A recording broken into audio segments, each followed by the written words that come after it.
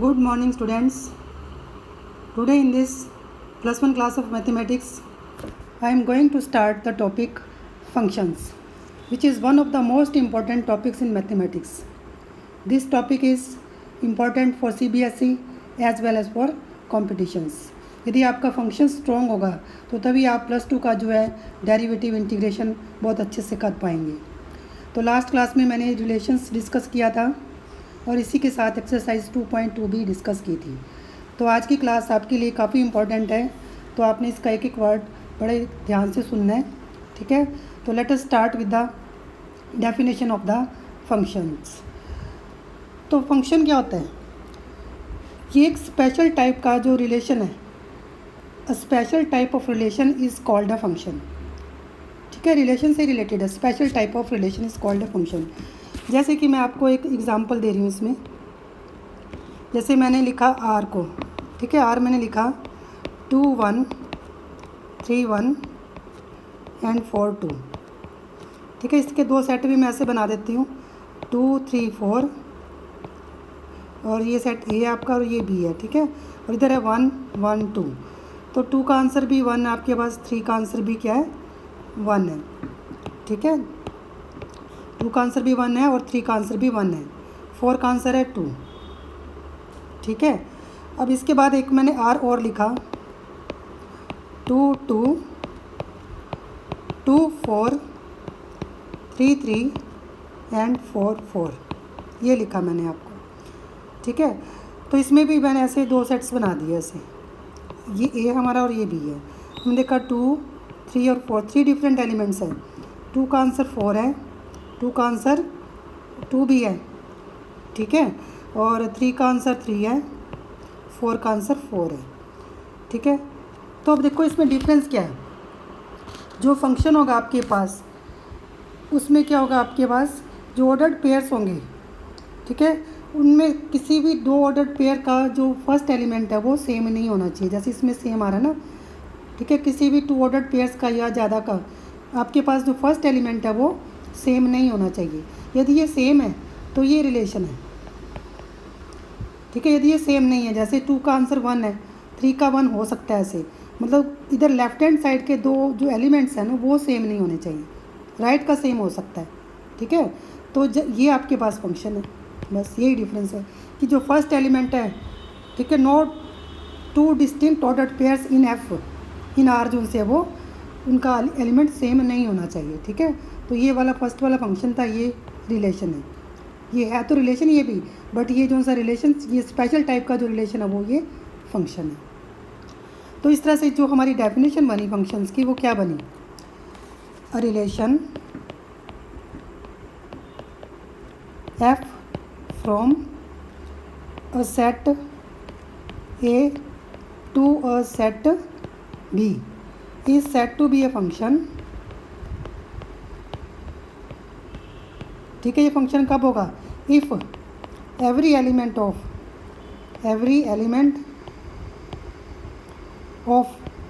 set A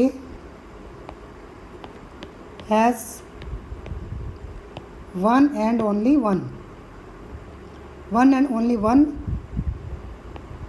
image in set B.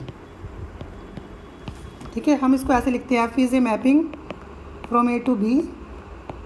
ठीक है, f is a mapping from A to B is set to B a function if ये जो symbol है for all का है. ठीक है, for all, for every x belonging to A, ये सिंबल है देयर एग्जिस्ट का, देयर एग्जिस्ट.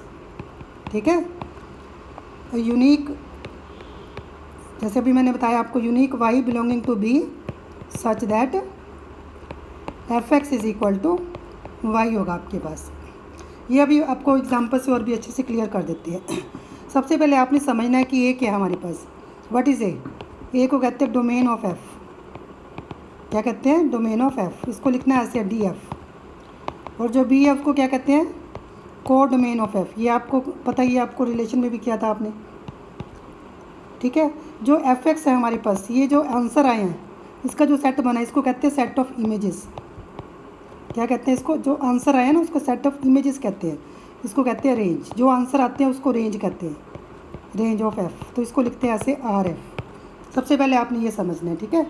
जो एक्स होता है हमारे पास, एक्स लिखा है मैंने एफ़ के साथ, इसको कहते हैं प्री इमेज। क्या कहते हैं? Pre image of F. और जो वाई है ये होती इमेज, ठीक है, इमेज ऑफ एफ, ठीक है, इसको इमेज कहते हैं। जो सेट ऑफ इमेजेस बनेगा वो रेंज बनेगा। जैसे कि मेरे पास एक एग्जांपल है, बड़ा सिंपल सा एग्जांपल। क्या है कि एन हमने एक सेट लिया, नेचुरल नंबर्स का रिलेशन आर हमने उसके ऊपर डिफाइन किया, such that R is equal to किस तरह के x y, such that y is equal to 2x given है आपको, और x and y are natural numbers given है हमें, ठीक है। तो हमने इसकी निकालनी है डोमेन, कोडोमेन एंड रेंज, और साथ में ये भी बताना है कि क्या ये रिलेशन फंक्शन है या नहीं है। तो हम इसमें देख रहे हैं, जैसे हमारे पास आर जो see R is a mapping from N cross N to N given है आपको, नेचुरल नंबर से एन नेचुरल नंबर पर है, ठीक है। N cross N to N है आपके पास, ठीक है। तो इसमें क्या करना हमने, जैसे कि आपको मैंने बताया, जैसे हमारे पास दो सेट है एन एंड एन। तो फर्स्ट वाला सेट होता है डोमेन, सेकंड सेट मैंने आपको बताया था कोडोमेन। बट जो रिलेशन आर में आंसर किस टाइप के आ रहे हैं, जो वाई है एक्स का डबल आ रहा है, ठीक है। मतलब जैसे एक्स को मैंने 1 नेचुरल नंबर लिया तो मेरे पास वाई आएगा 2, 4, 6, 8। तो ये कौन से नंबर आ रहे हैं आपके पास, ये सारे आ रहे हैं इवन नेचुरल नंबर्स, ठीक है। तो इस तरह से हमने देखा कि every natural number n has one and only one image, एक ही मतलब इमेज आ रही है आपके पास, ठीक है। तो ये जो रिलेशन है दिस इज़ अ फंक्शन है, ये आपके पास फंक्शन है, क्लियर। तो इस तरह से आपने इसको समझना है फंक्शंस को, ठीक है। तो इसके बाद हमारे पास है टाइप्स ऑफ फंक्शंस, ये काफ़ी इम्पोर्टेंट है।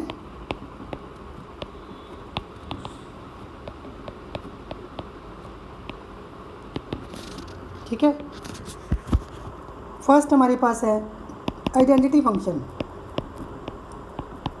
आइडेंटिटी फंक्शन ये बड़े सिंपल होते हैं।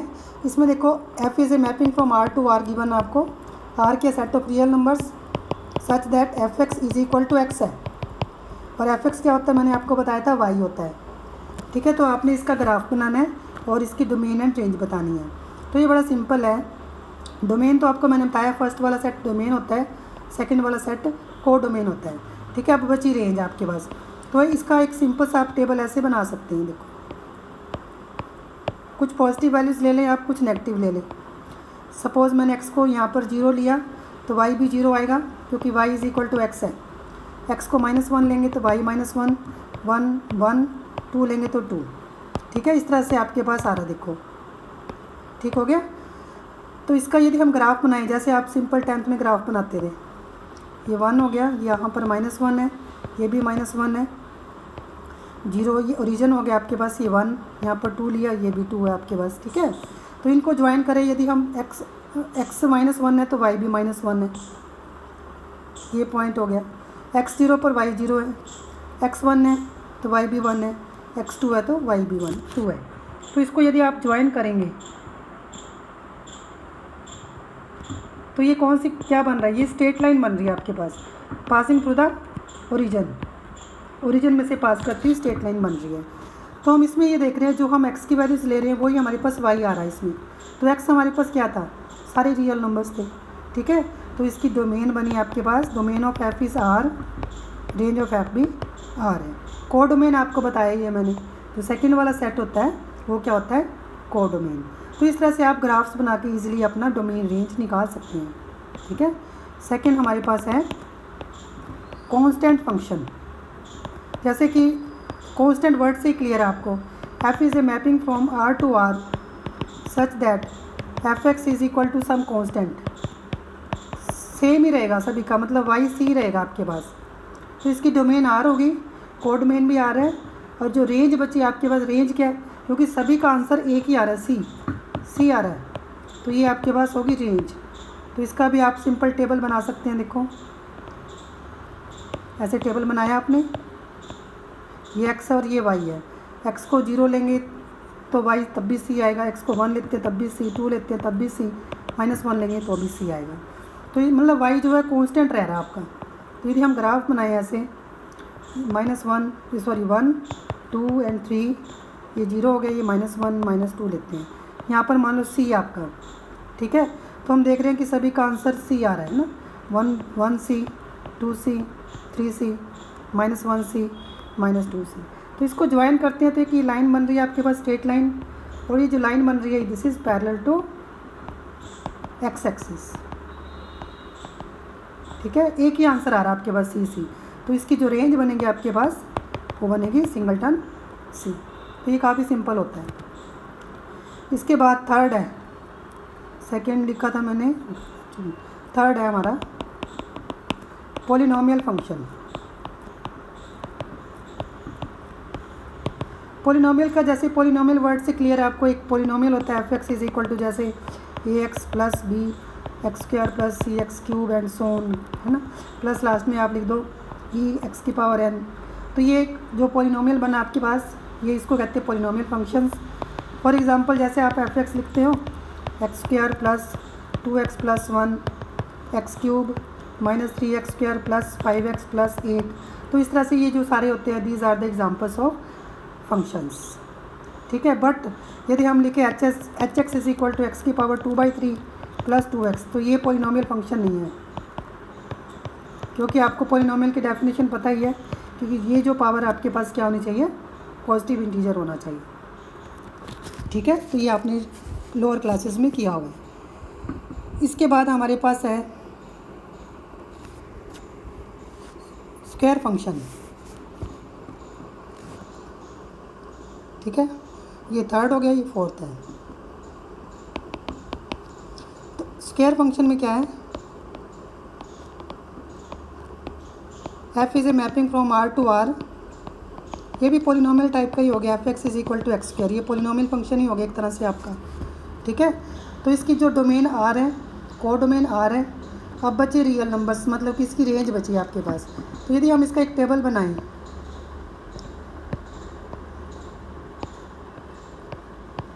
एक्स हो गया, ये वाई हो गया, ठीक है।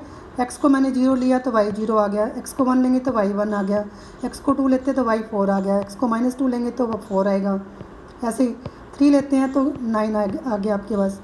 तो इसमें हम देख रहे हैं जो हमारे पास वाई क्या आ रहा है, पॉजिटिव आ रहा है, सारा पॉजिटिव रियल नंबर्स आ रहे हैं। तो मतलब जो एक्स स्क्वायर है that is always greater than और इक्वल टू 0 आ रहा है। तो इसकी जो रेंज बनेगी वो हमारी ऐसे बनेगी, देखो 0 से उस तरफ जा रहे हैं हम राइट हैंड साइड में, ठीक है। तो range of f is equal to 0 to infinity. तो इस तरह से आप ग्राफ बना के ईजिली फाइंड आउट कर सकते हैं, ये कोई ज़्यादा मुश्किल काम नहीं है। तो इसका यदि हम ग्राफ बनाएं 1 -1, 1 का आंसर भी कितना है, 1 है, -1 का भी 1 है, 0 पर 0 था हमारा। फिर मैंने 2 लिया 2 का आंसर है 4, और -2 लेंगे तो इसका आंसर भी कितना है, 4 ही है, ठीक है। ये देखो, तो इस तरह से ये देखो आपके पास, इसको आप थोड़ा सा देख लेना, इस तरह से बनेगा ये अपवर्ड पैराबोला बनेगा। ये भी हमको उसमें करेंगे कोऑर्डिनेट ज्योमेट्री में, अपवर्ड पैराबोला ओरिजिन में से पास करता होगा, ठीक है। तो इसको आपने करना अच्छी तरह से, ग्राफ बनाना है इसका। वैसे इसकी एक्चुअल में जो शेप ऐसे बनती है, आप इसका ग्राफ बना के देख लेना, अच्छे से पॉइंट्स लेके आप इसको बना सकते हैं, ठीक है। तो इसके बाद हमारे पास इसी तरह से पॉलिनोमियल फंक्शंस का एक और एग्जांपल है, f x is equal to x cube है, मान लो f is a mapping from R to R ही है, ठीक है। तो इसकी डोमेन भी हो गई आपके पास आर, ठीक है। और इसकी यदि हम देखें, इसमें टेबल बनाए हम, फिर से टेबल बनाया हमने, ये एक्स हो गया, ये वाई हो गया, ठीक है। यहाँ पर 0 ली मैंने, 0 पर 0, 1 पर 1, 2 पर 8, -1 पर भी -1, -2 पर -8, ठीक है। तो ये इसमें भी हम जो देख रहे हैं, जो हमारे पास ये रियल नंबर जंप लगा के आ रहे हैं, ठीक है ना, सारे। मतलब जैसे मान लो मैं 1/2 लेती हूँ, ठीक है, तो 1/2 का क्यूब करेंगे 1/8 आ जाएगा, इस तरह से। तो इस तरह से हम देख रहे हैं कि सारे रियल नंबर हमारे पास कवर हो रहे हैं।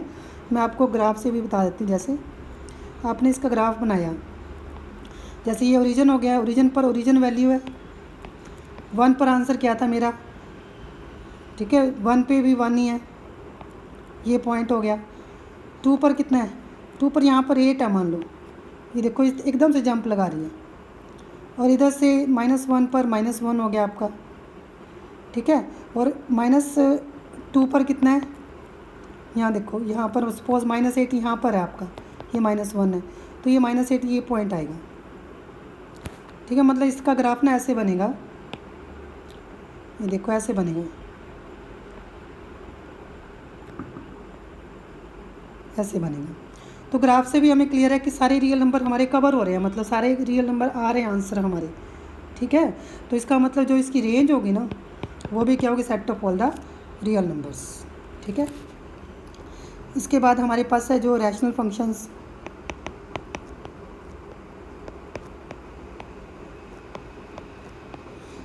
जैसे कि रैशनल वर्ड से क्लियर है ये फंक्शन किस टाइप का होता है, f x upon g x type का होता है, where g x is not equal to 0 नहीं होनी चाहिए। तो इसकी जो डोमेन होगी आपके पास क्या होगी, set of all the real numbers minus 0 होगी, इस तरह के जो फंक्शन होंगे, ठीक है। मतलब where g x is not equal to 0 होगा मतलब। तो जैसे कि ये मेरे पास एग्जांपल है, इसको रेसिप्रोकल फंक्शन भी कहते हैं, this is also called reciprocal function. तो एफ फ्रॉम r माइनस 0 मैंने पहले नहीं ली इसमें, ठीक है, to r such that f x is equal to 1/x। तो ये हमने बताना है, ठीक है। इसकी डोमेन ऑलरेडी क्लियर है आपको, 0 हमने लिया नहीं, r minus 0, code domain r होगी आपके पास। देखो इसमें यदि हम 0 लेंगे ही नहीं, जैसे y is equal to 1/x है, ठीक है, यदि हमने 0 लिया ही नहीं तो 0 आंसर भी नहीं आएगा। बाकी आप देख रहे हो x की हम जो वैल्यू पुट करते जाएंगे वो y उसका रेसिप्रोकल करके आता जाएगा, ठीक है। तो इसका भी आप टेबल बना के ग्राफ बना सकते हैं। जैसे मान लो मैंने x को 1/2 लिया तो y मेरे पास 2 आ जाएगा, x को 2 लेते हैं तो y 1/2 आ रहा है। तो मतलब 0 को छोड़ के सारे आंसर आ रहे हैं आपके पास, तो इसकी भी रेंज क्या बनेगी, r माइनस 0। तो इसका आप वैल्यूज़ लेके ग्राफ बनाएंगे तो इसका ग्राफ इस तरह से बनेगा, ऐसे बनेगा। तो ये this is also called rectangular hyperbola, ये हम आगे जाके करेंगे, ठीक है। तो this is called reciprocal function. इसके बाद हमारे पास है मॉडुलस फंक्शन, ये काफ़ी इंपॉर्टेंट है मॉडुलस फंक्शन भी। Modulus function, f is a mapping from r to r such that f x is equal to mod x कहते हैं इसको, मोड बोलते हैं, ठीक है। तो इसको लिखते कैसे, ऐसे देखो, x if x is greater than और इक्वल टू 0 और x नेगेटिव होगा तो -x आएगा यहाँ पर। देखो जैसे मैं आपको एग्जांपल लेके बता रही हूँ, मान लो x पॉजिटिव है मेरे पास और x को मैंने 5 लिया, तो मोड ऑफ x मेरे पास मोड 5 कितना आएगा, 5 आएगा। और यदि मैंने x को नेगेटिव लिया, x मान लो मैंने -5 लिया, तो मेरी डेफिनेशन के अकॉर्डिंगली मोड x कितना आएगा, -x, तो माइनस ऑफ -5 मतलब फिर भी पॉजिटिव आएगा। तो इट मीन्स जो मोड x होता है that is always greater than और इक्वल टू 0। तो यदि हम इसका ग्राफ बनाएं, देखो आप इसका ग्राफ बना के, ये पॉजिटिव होगा तो चलो पहले डोमेन रेंज को डिस्कस कर लेते हैं। इसकी डोमेन होगी set of all the real numbers और रेंज आपके पास देखो पॉजिटिव आंसर आ रहे हैं सारे, ठीक है, 0 to ∞। तो ग्राफ से भी आप इसकी रेंज निकाल सकते हैं। जैसे मान लो मेरे पास, मैंने पहले पॉजिटिव वैल्यूज़ लेनी है, देखो x पॉजिटिव दिया ना, मेरे को x पॉजिटिव है तो y is equal to x आपके पास। मान लो x मेरे पास 1 है तो y भी 1 आएगा, ये आ गया। x 2 है तो y भी 2 आएगा, तो ये पॉइंट आ गया। x 3 लिया तो y भी 3 आएगा, तो ये पॉइंट आ गया, ठीक है। तो इसको 0 पर 0 ही हो गया, ये मैंने ज्वाइन कर दिया, ठीक है। अब देखो x नेगेटिव लेना मैंने, तो y -x आएगा। मान लो अभी जैसे मैंने एग्जांपल देके भी बताया आपको, x को -1 लेंगे तो y फिर से 1 ही आएगा, -2 लेते हैं तो ये 2 आएगा, -3 लेंगे तो ये 3 आ जाएगा। तो इसको हम ज्वाइन करें ऐसे, तो ये दो स्ट्रेट लाइंस बनती हैं, ये y is equal to x है और ये y is equal to -x है, रीजन में से पास करती है, ठीक है। ये बाई सेक्टर भी है देखो क्वाड्रेंट्स का, इसको ध्यान से देखो आप, मतलब 45 डिग्री का ये एंगल बन रहा है। तो आगे जाके इसको डिटेल में करेंगे, ठीक है। तो आपने देखा जो अबव एक्स एक्सिस ग्राफ इसका बन रहा है, इसका मीनिंग क्या है कि जो वाई है हमारे पास वो पॉजिटिव आ रहा है, ठीक है। तो इसकी जो रेंज होगी वो 0 से इन्फिनिटी होगी, ठीक है। तो ये काफ़ी सिंपल है, ग्राफ से भी आप सारा कुछ इसमें क्लियर कर सकते हैं। नेक्स्ट हमारे पास है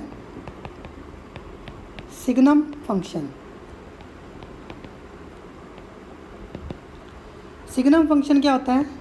f is a mapping from r to r such that f(x) is equal to 1 if x is positive. यदि x पॉजिटिव है तो सभी का आंसर y, ये y हो गया, y 1 आएगा। 0 है तो x, तो y भी 0 है, और x नेगेटिव है तो y भी नेगेटिव है। तो ये जो है आपका, ये जो आ रहे हैं ना तीनों पॉइंट, ये आपकी रेंज आ रही है, ठीक है। तो रेंज ऑफ f क्या बनी? 1, -1, 0 एंड 1। ये डोमेन आर और दिस इज़ द कोडोमेन। तो आप ग्राफ बनाएंगे इसका, जिसमें हम ये देख रहे हैं कि जब ग्राफ बनाएंगे, ये 1 आपका और ये -1 है, ठीक है।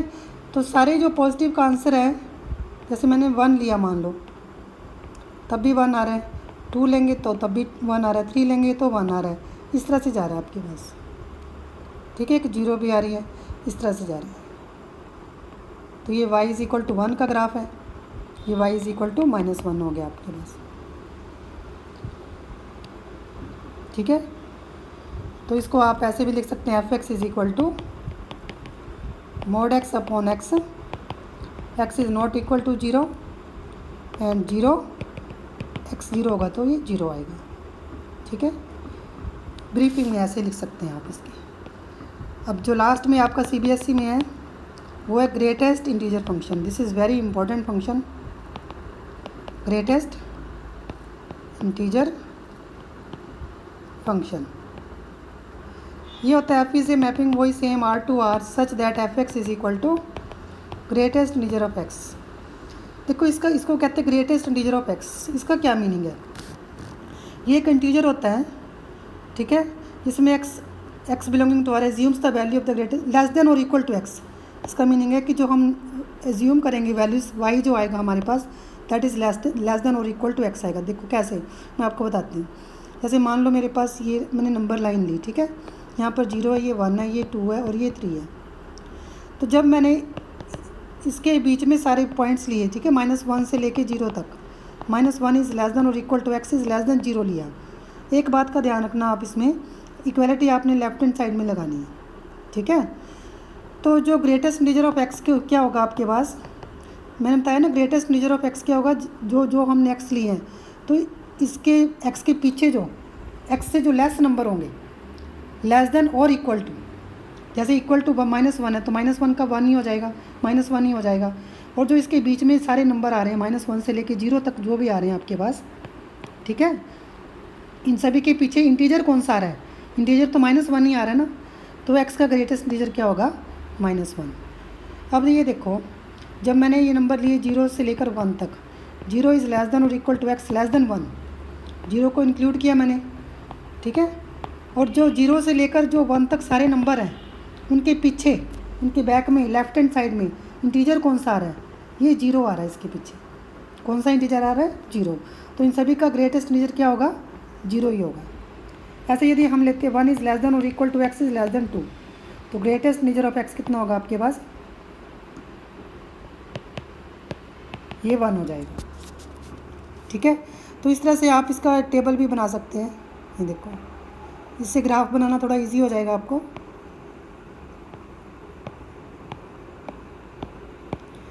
तो इसमें लिया मैंने x और ये y। तो जब मैंने x को लिया, -2 इज़ लेस देन और equal to x less than -1, ये -1 है, तो y -2 आएगा, ठीक है। और जब लेंगे -1 इज़ लेस देन और equal to x is less than 0, तो -1, 0 इज़ लेस देन और equal to x less than 1 में 0, 1 इज़ लेस देन और equal to x less than 2 में 1, जहाँ पर इक्वलिटी है, 2 लेस देन और equal to x is less than 3 में 2, 3 लेस देन और equal to x less than 4 में 3। इस तरह से चलना है। तो y आप देख रहे हो सारे क्या आ रहे हैं? ये सारे दीज आर द इंटीजर्स आ रहे हैं। तो रेंज ऑफ f क्या बनी आपके पास? जेड बनी। ठीक है, तो अब इसका ग्राफ बनाते हैं। देखो ये देखो यहाँ पर 0 लिखा मैंने, ये 1 है मेरा, 1 2 3 4। ठीक है, और इधर से भी -1 -2 -3, ये वाई एक्सिस है और ये एक्स एक्सिस है। ठीक है, ये वाई डैश हो गया और ये एक्स डैश हो गया। इधर से 1 2 एंड 3। ठीक है, तो जब मैंने सारे ये नंबर लिए, कौन से, -1 to 0 जब मैंने लिया, ये पर -1 -2 -3, तो इन सभी का आंसर कितना आया मेरे पास? ये देखो सभी का आंसर कितना आ रहा है, ये -1 आ रहा है, ऐसे आ रही स्ट्रेट लाइन। ठीक है, ये वाला नंबर नहीं आ रहा आपका, तो सभी का आंसर -1 आ रहा है। जब मैंने 0 से 1 तक लिया, सभी का आंसर 0 आ रहा था। फिर इसके बाद 1 से 2 तक जब सारे नंबर लिए, 1 का भी 1 आ गया, इसका भी ये 1 आ गया, इसका भी 1 है, ऐसे इस तरह से बन रहा है आपके पास।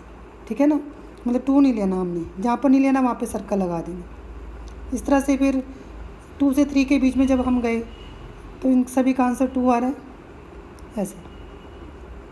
तो इस तरह से आपके पास बन रहा है, देखो। ठीक है, तो यदि आप इसको ज्वाइन करें ना, ज्वाइन करेंगे ना, ऐसे बनेगा, देखो।